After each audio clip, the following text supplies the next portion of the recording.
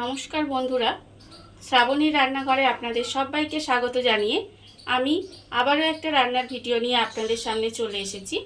আজকের আমি আপনাদের পটল দিয়ে একটা অসাধারণ রেসিপি বানিয়ে দেখাবো, যেটা বানানো কিন্তু ভীষণ সহজ। আপনারা খুব সহজেই বানিয়ে নিতে পারবেন আর খেতেও কিন্তু ভীষণ সুন্দর হয়। তাহলে চলুন এই পটল দিয়ে আমি কী বানাই সেটা আপনারা একবার দেখে নিন। পটলের এই রেসিপিটা বানানোর জন্য প্রথমে আমি এখানে গ্যাসটা অন করে একটা কড়া বসিয়ে নিয়েছি। এইবারে আমি কড়ার মধ্যে দিয়ে দেব সর্ষের তেল। এখানে আমি প্রায় 1.5 চামচের মতো সর্ষের তেল দিলাম। এইবারে তেলটা আমি একটু গরম হতে দেব। তেলটা আমার এখানে গরম হয়ে গেছে। এইবারে আমি তেলের মধ্যে দিয়ে দেব ডিম। এখানে আমি একটা ডিম রেখেছি, সেই ডিমটার মধ্যে আমি অল্প সামান্য একটু নুন দেব, দিয়ে ভালো করে ডিমটা ফেটিয়ে নেব। ফেটিয়ে নিয়ে আমি এই তেলের মধ্যে দিয়ে দেব। তেলের মধ্যে ডিমটা দিয়ে দিলাম। দিয়ে ডিমটাকে প্রথমে যেভাবে ডিমের ভুজিয়া বানায় সেইভাবে ছোট ছোট করে ডিমটাকে আমি এইভাবে ভেজে নেব। ডিমটা আমার এখানে ভাজা হয়ে গেছে। ডিমটা কিন্তু আমি খুব কড়া করে ভাজবো না, এইভাবে হালকা করে ভেজে নিয়েছি। এবারে ডিমটাকে আমি তুলে রেখে দেব। ডিমটা আমি এখানে তুলে রেখে দিয়েছি। এবারে আমি কড়াইয়ে আবারও একটু সর্ষের তেল দেব। প্রায় 2 চামচের মতো সর্ষের তেল দিলাম। আবারও তেলটা একটু গরম হতে দেব। তেলটা আমার আবারও কিন্তু গরম হয়ে গেছে। এইবারে আমি তেলের মধ্যে দিয়ে দেব পটল। পটলগুলো দেখুন আমি কিন্তু দানা বাদ দিয়ে এইভাবে ছোট ছোট করে কুচি করে রেখেছি। এইবারে আমি এই পটলগুলো তেলের মধ্যে দিয়ে দেব।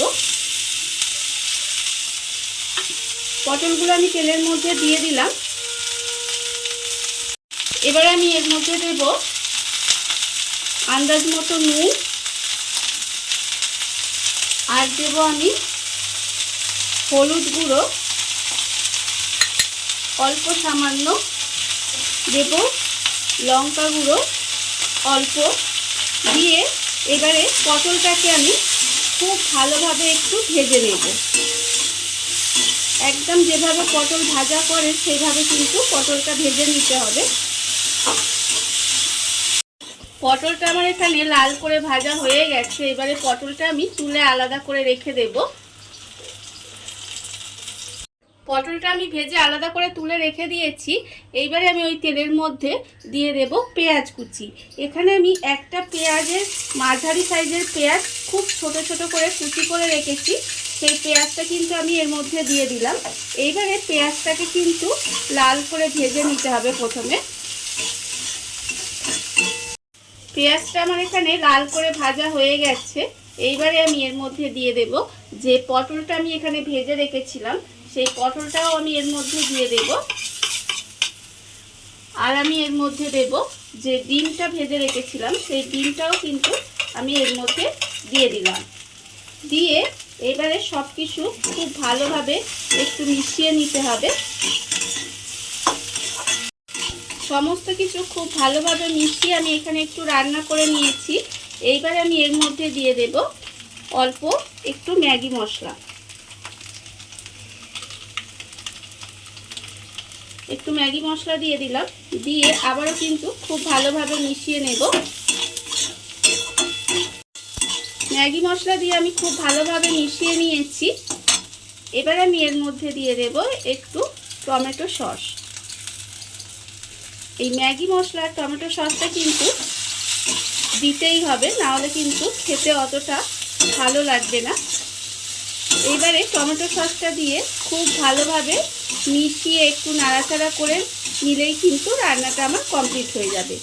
আর আমি কিন্তু শেষের বারে আর নুনটা দিলাম না, তার কারণ হচ্ছে আমি পটল ভাজার সময়ও নুন দিয়েছি আর ডিম ভাজার সময়ও নুন দিয়েছি, তাই এতে আর নুনটা দিতে লাগবে না। এবারে রান্নাটা কিন্তু আমার কমপ্লিট হয়ে গেল। দেখুন বন্ধুরা, বাড়িতে থাকা কত অল্প উপকরণ দিয়ে কত অল্প সময় কত সুন্দর একটা পটলের রেসিপি তৈরি হয়ে গেছে, আপনারা দেখতেই পেলেন। আর এই রেসিপিটা যদি আপনাদের ভালো লেগে থাকে, আপনারা যদি ফেসবুক থেকে দেখে থাকেন পেজটি ফলো করে দেওয়ার অনুরোধ রইল। আর যদি ইউটিউব থেকে দেখে থাকেন তাহলে চ্যানেলটি সাবস্ক্রাইব করে নেওয়ার অনুরোধ রইল। তাহলে চলুন ভিডিওটা আমি এখানেই শেষ করছি। আপনারা সবাই ভালো থাকবেন, সুস্থ থাকবেন। আবারও হাজির হব নতুন কোনো রান্না নিয়ে।